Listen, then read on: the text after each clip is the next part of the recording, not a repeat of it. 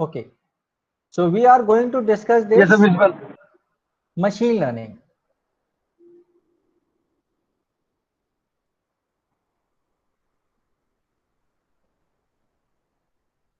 Okay, as Utkarsh has told already that learning is there if we improve the performance, if we acquire the new knowledge, if we apply the knowledge. Okay, in that case, we assume that learning has been there.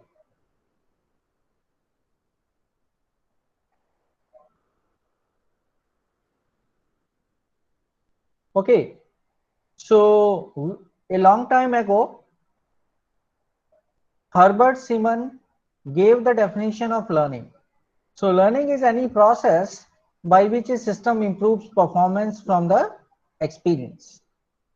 And how do we define the experience? Experience is basically defining what will be the input and what will be the corresponding output.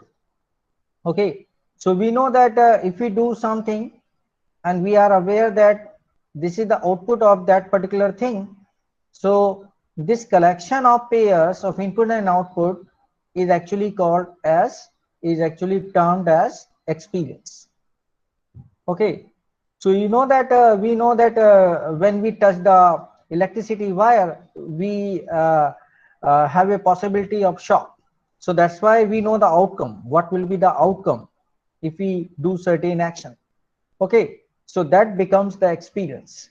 And uh, when we grow like this, we gather a lot of experience with us, and that's why our performance improves with the period of time.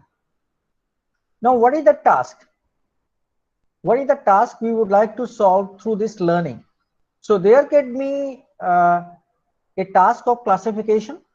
We have a set of objects, we have a set of events, and we want to categorize these events into different classifications. Second type of task we have some problem and we want to find out the solution of that problem. We have a set of events and we want to do the planning of these events. We want to control certain actions of certain devices. So all these tasks we can divide into two categories.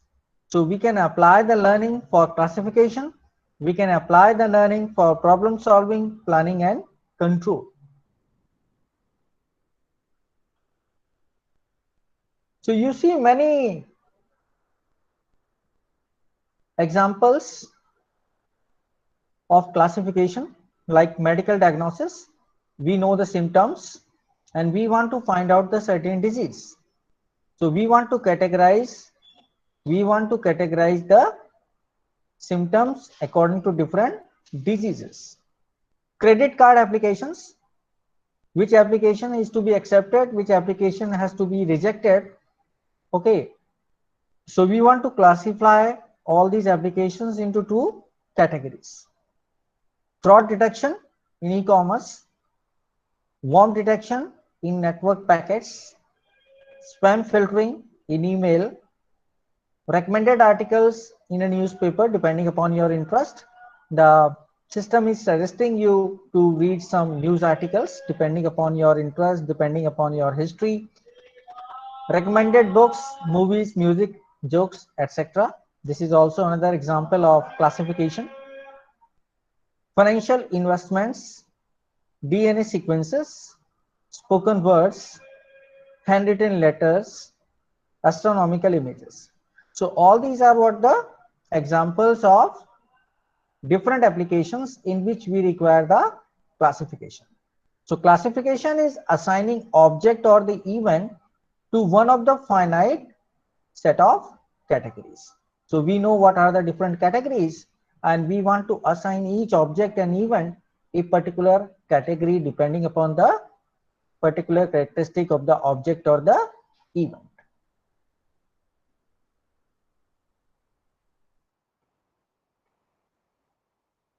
Now there may be another kind of task which is problem solving. So we have a calculus problem and we want to solve this problem. So in order to solve this problem, the system has to perform some actions in order to achieve a goal. So the system will be having a goal, predefined goal, and it will find out whether the goal has been achieved or not. If the goal is achieved, it means the problem has been solved. Playing checkers, chess, backgammon, etc., balancing a pole, driving a car or a jeep, flying a plane, helicopter, rocket, controlling an elevator, controlling a character in the video game, controlling a mobile robot and its different components. They are all examples of this kind of task which is related to problem solving, planning and control. So classification is a different kind of task and problem solving is a different kind of task.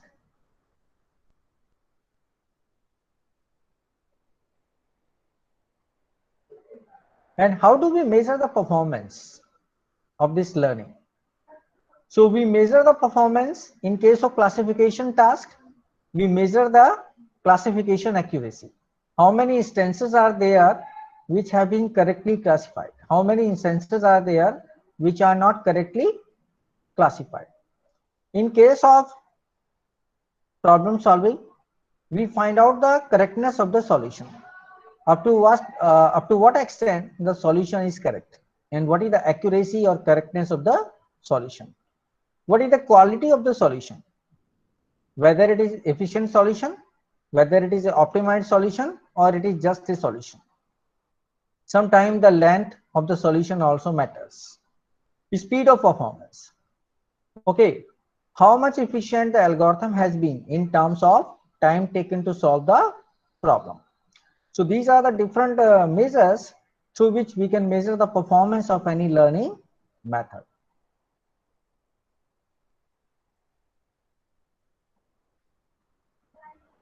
Now, why we should study machine learning techniques? Why they are actually required? So we see there are many reasons. One of the reasons is that we want to develop systems, but sometimes it is going to be very difficult and expensive to construct them manually, because they require specific detailed knowledge or skills tuned to a specific task. So sometime you will see that the amount of knowledge is very large, and it is not possible to create a system manually for a particular specific task. In that case, we should go for machine learning technique. It can be used to develop systems which can automatically adapt and customize themselves depending upon the individual users. Like, you have a mail filter in your mailbox, and you can personalize this mail filter according to your interest, according to your requirement. So we want to develop the systems which can automatically adapt to the certain specified parameters, like personalized news, like personalized tutoring. So everybody is not studying the same way. Everybody is not having the same pace of learning. So in that case, we need a personalized tutoring, and the parameters for this personalized tutoring will be different for different people. The other use of this machine learning is that we want to discover new knowledge from the existing knowledge, and that is known as the data mining. So data mining is useful in case of market analysis, in case of medical text mining, and it has another set of applications.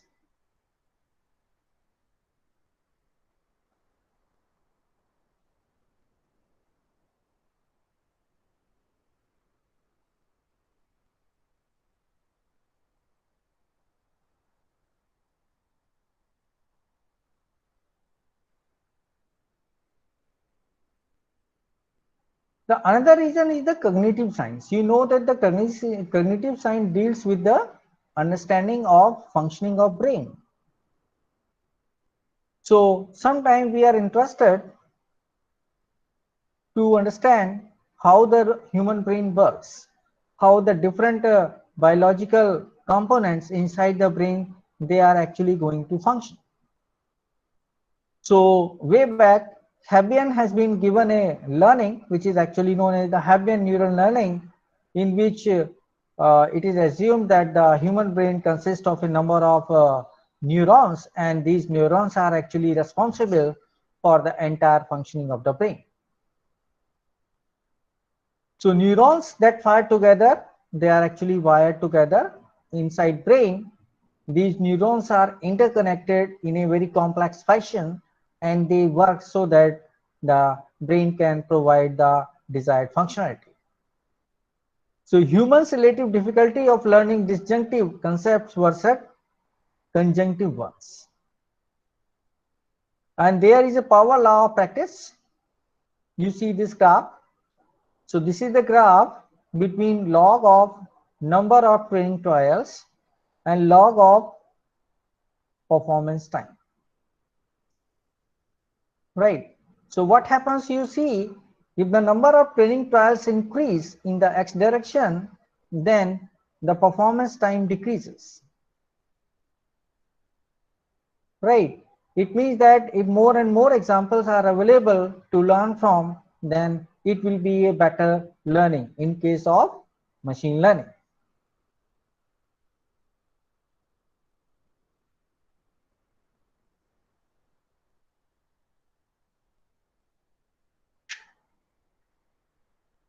So in the present scenario, you will see that there are many effective and efficient machine learning algorithms are available. And we know that a large amount of data is available for the analysis. You know that how large the data is going to be produced each and every day online. And we know that the large amount of computational resources are also available. We know that high-speed computer systems are available. The RAM size is going to be very, very large. The secondary memory size is going to be very, very large. So it is possible that we can analyze this large amount of data using these machine learning algorithms. So that's why the another reason is the time is right. This is the right time. We have the right resources, we have the large amount of data, and we have the efficient, effective algorithms, machine learning algorithms for the analysis of this data.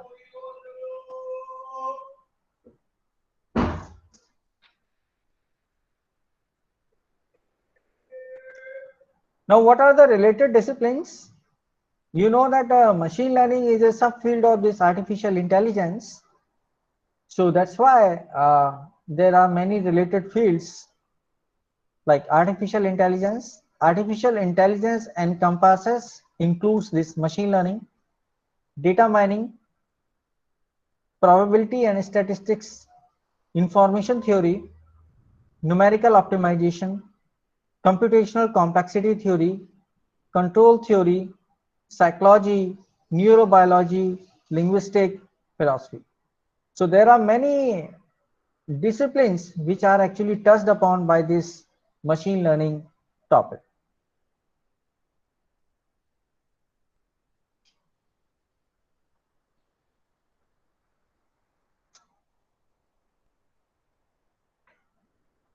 How do you define the learning task?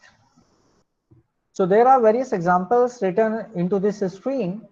So we will see all these. How to define the learning task? How to define a task and how we can say that task is considered as a learning task.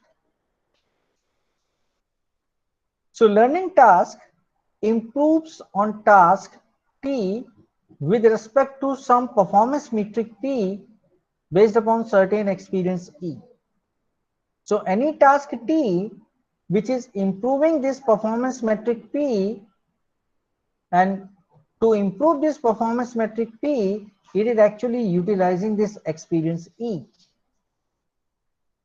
For example, if task T is playing checkers and the performance metric P is percentage of games won against an arbitrary opponent, and E is experiences playing practice games against itself. So we assume that the task T is learning task if it is improving this percentage of games won against an arbitrary opponent when practicing games against itself. Another example you can see, task T is recognizing handwritten words, and performance metric P is percentage of words correctly classified. So experiency is database of human labeled images of handwritten words. So if the task T is improving this percentage of words correctly classified, then we assume that this task T is basically going to be a learning task with respect to experience E. Similarly, we can take other examples like driving examples, like categorization of email messages as spam or legitimate. Okay, so there are various examples you can see into this stream. So what we want to develop a system, we want to develop a machine that can behave like a learning task. That can behave like a learning task.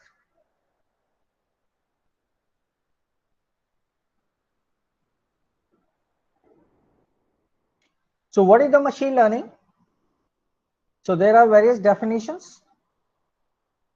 Machine learning is a programming computers to optimize the performance criteria using example data or some past experience. It is given by Etham Alpayed.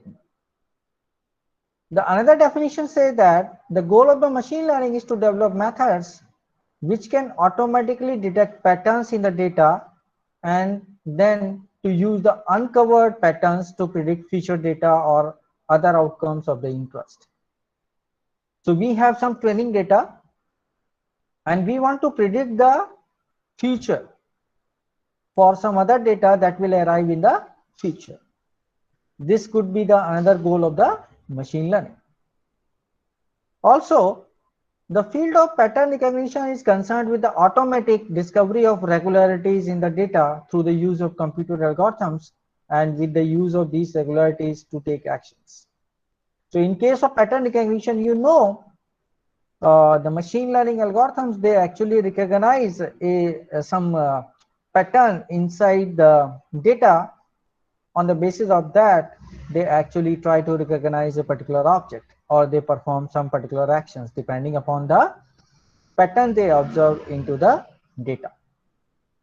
So there are multiple definitions, but we assume that we have the data, we have the training data, and we have a machine learning algorithm, and we train the algorithm on the training data, and we utilize the trained algorithm onto some other data to predict the output for future.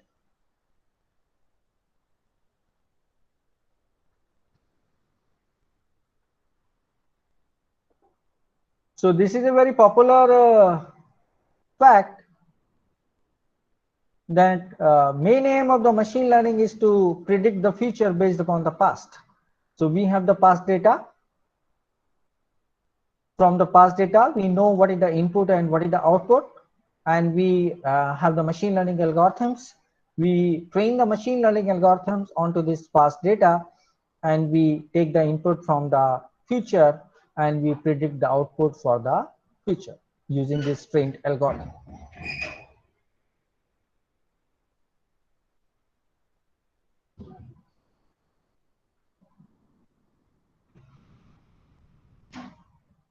So what happens in case of machine learning?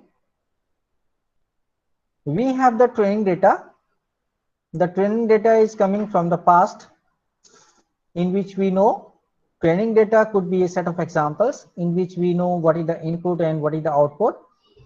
And we have a model, training model or predictor, that is trained on this training data, and this trained model is basically utilized on some testing data. So when we apply this trained model onto the testing data is actually coming from the future.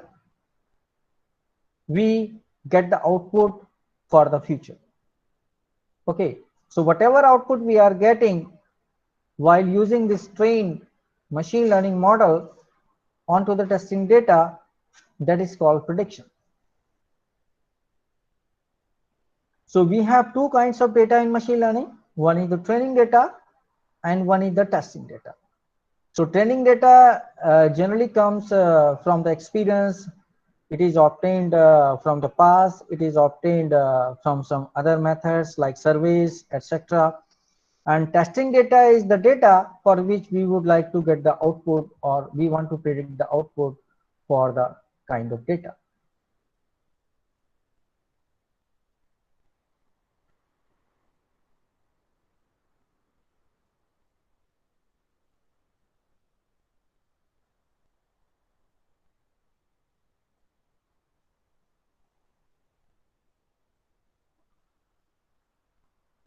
So what is this machine learning? Machine learning is the study of algorithms that improve the performance at some task with respect to some given experience. So this training data we can assume as the experience for the training model. The machine learning algorithm, they optimize the performance criteria using training data or example data or past experience.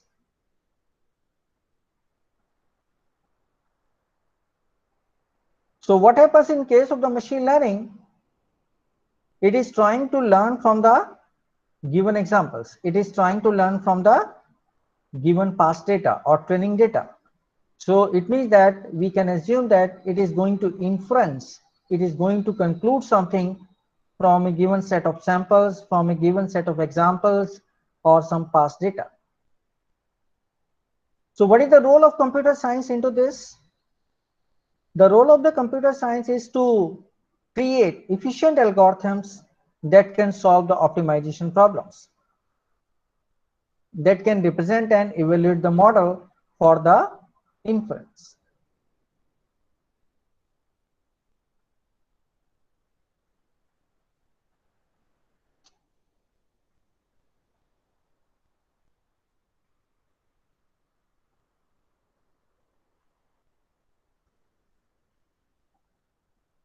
We leave all these things.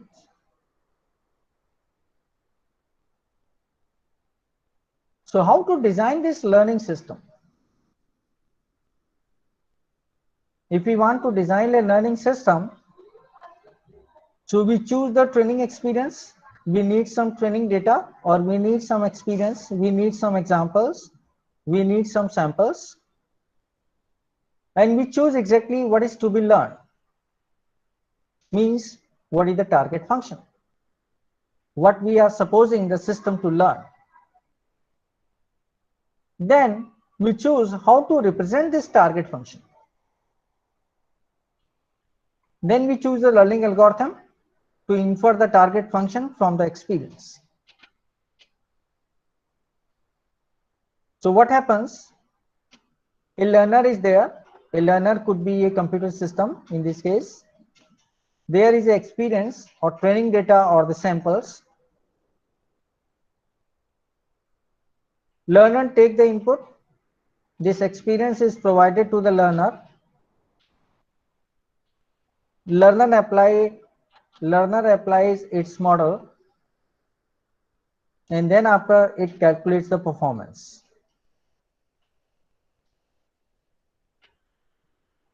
So what the target function is specified?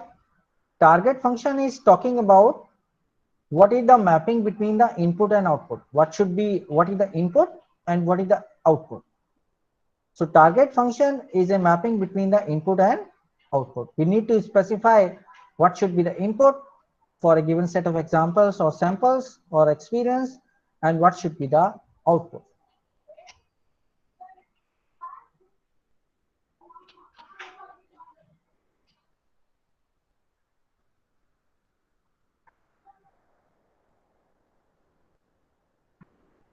Now, how we can provide this experience?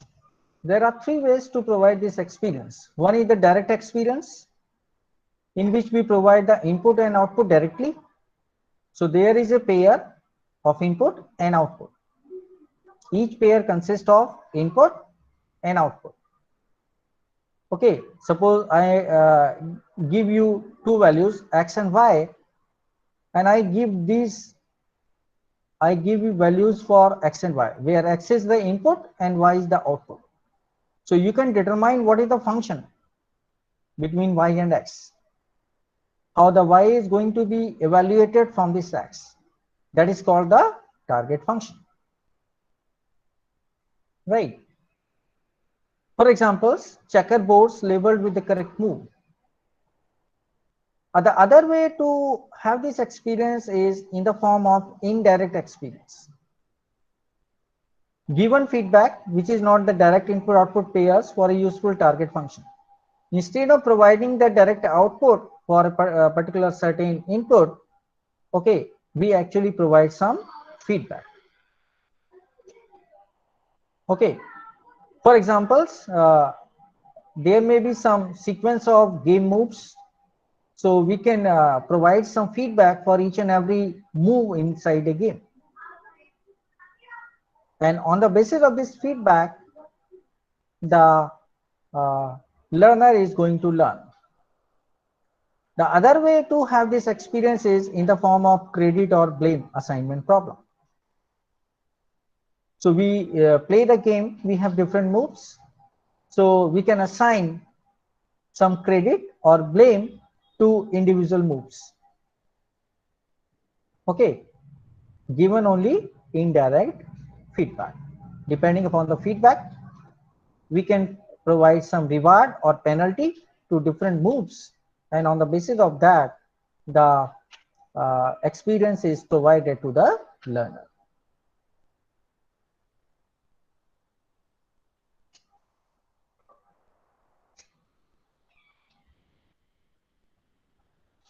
So there are mainly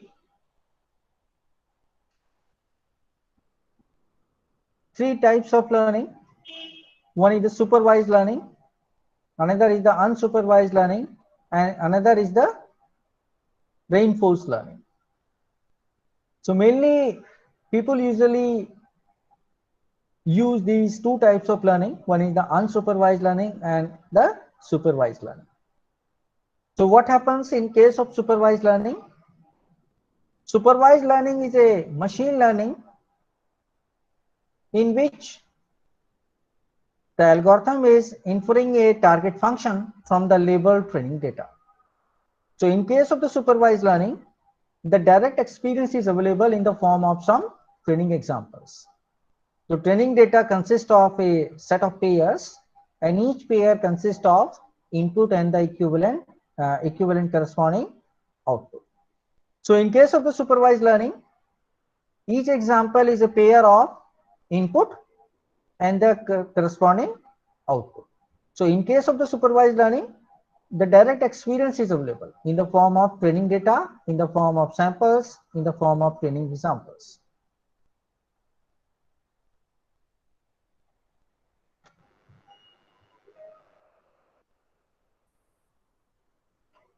So supervised learning, machine learning algorithms, they use training data with labels. Label is the output for each and every input in the training data. To train the model, to train the machine learning model onto the data. And once the model is trained on this training data, we utilize this learned model to predict on the test data. So there are various different supervised machine learning techniques, generative methods, and discriminative methods. They are further categorized into two categories: generative methods and discriminative methods. So in case of the generative methods, naive Bayes classifier, artificial neural network, principal component analysis. In case of the discriminated method, SVM, LDA. So we will see these techniques later on into this syllabus. We will discuss in detail about these techniques.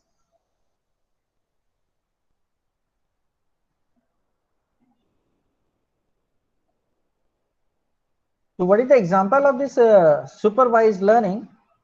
Suppose that we are given all these images. We are given various images and we are given the corresponding label. This is coast, this is forest, this is mountain, this is open country, river, sky, or clouds. So we are given this set of images and the corresponding labels as training data.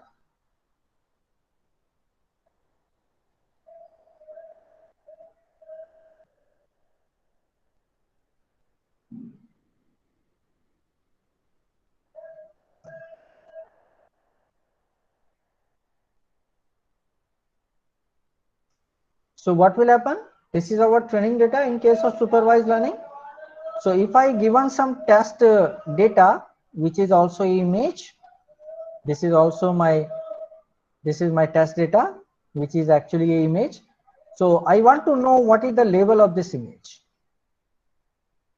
So the trained model, which is trained onto all these images, will tell me what is the label of this my test image. So this is happening in case of the supervised learning. Now, what is the problem with this supervised learning? So there is a problem. Sometimes you know that you do not know the label data.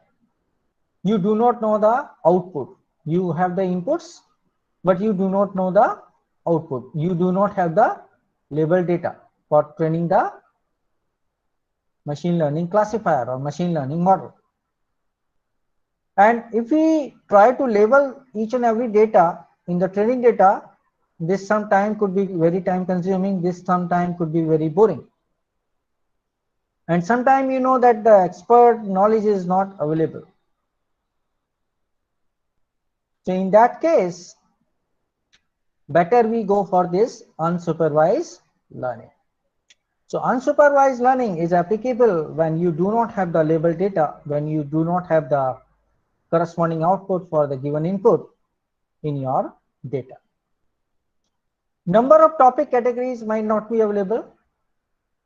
You have the data, but you do not know how many categories are there into your data because you do not know the output.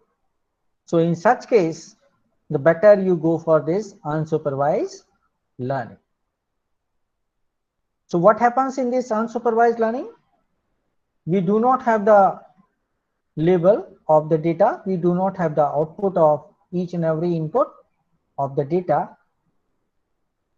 And we want to classify this data into different categories.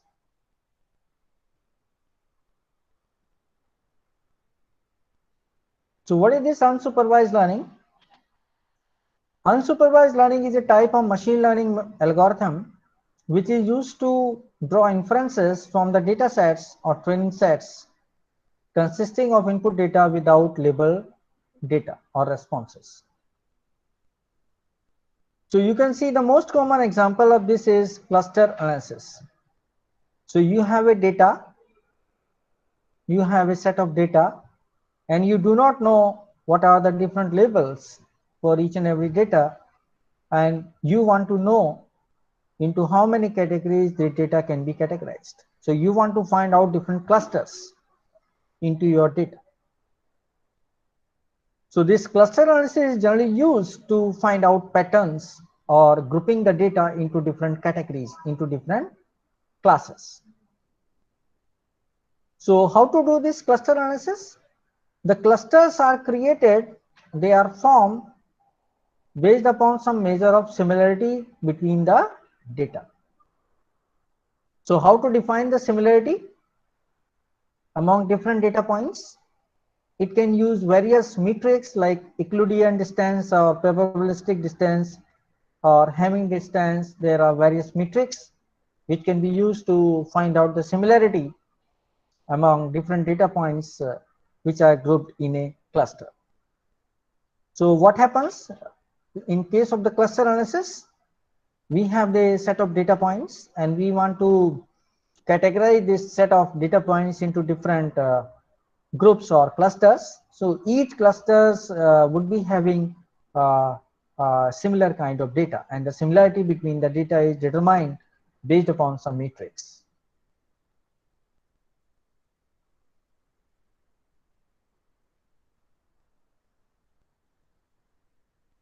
For example,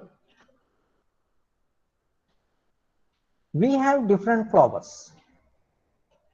So we have 3 species of flowers in which we have 4 continuous attributes. Each attribute is actually measuring some characteristic of the flower. And we have the 150 samples on 150 examples of this data. And we know that in our data, there are only 3 classes. So we will, if we know the class for each and every instance, we can apply the supervised learning, and we can find out accuracy like 96% accuracy for supervised learning. But in case we do not know what is the class for each and every 150 samples, then we have to go for this unsupervised learning.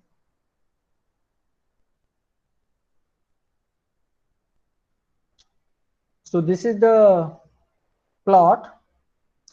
So we have this set of data, and if we categorize all these data points into 3 classes, so this is one set, this is one type of flower, this is another type of flower, this is another type of flower.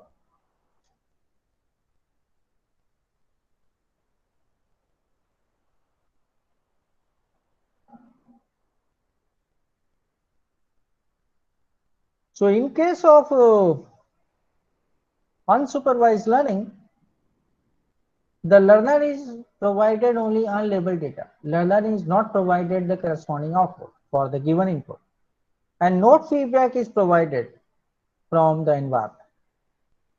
In case of the unsupervised learning, the learner is supposed to find some patterns in the data so that it may group the data into different groups or classes.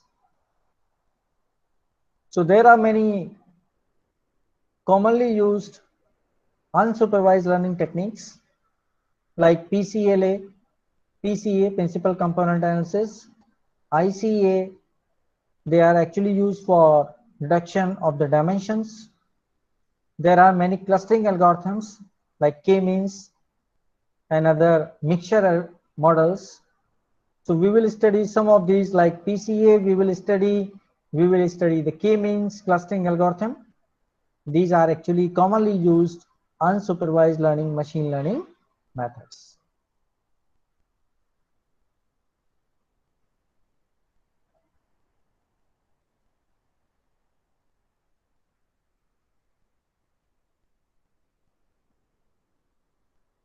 So sometime what happens, there is another type of learning which is known as reinforced learning.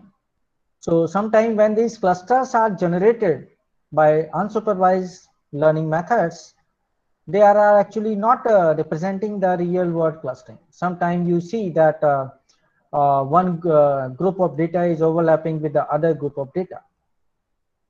So this is actually not looking like a real world cluster, in which we are supposing that all these clusters should be separated apart, they should not overlap. So real world problems are often very subjective, like the problem of segmentation. You have a image in which there are many objects, and you want to separate each and every object from the other objects. Sometimes you see that the objects are very much overlapping in nature. So in that case, we can use a little bit of labeled data which can guide a unsupervised learning method. So if we have few labeled data available, it will be quite useful to guide this unsupervised learning algorithm. So can the learner incorporate user suggestions and feedback? So generally the feedback or the suggestions, they are available in a form of very little labeled data to the unsupervised machine learning method. So that's why we have another type of learning which is basically known as the reinforcement learning. So reinforcement learning is the problem of getting an agent to act in the world so as to maximize its rewards. Right. So whatever actions are basically done,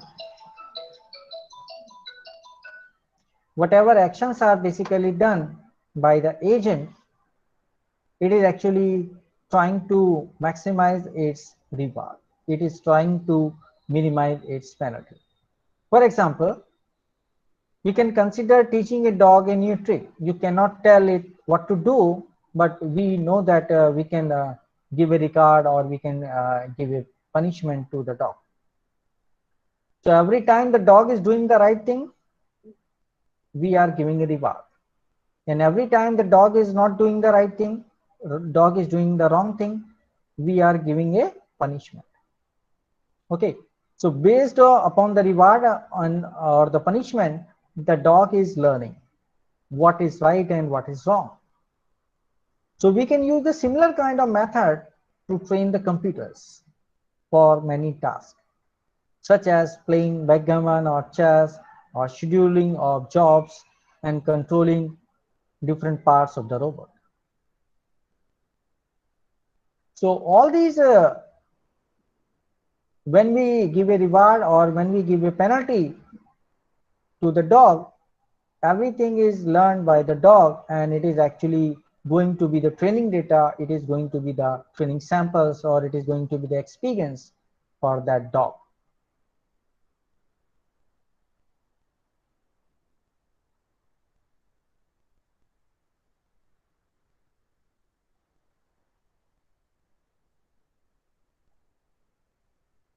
I think it is enough in case of these machine learning methods.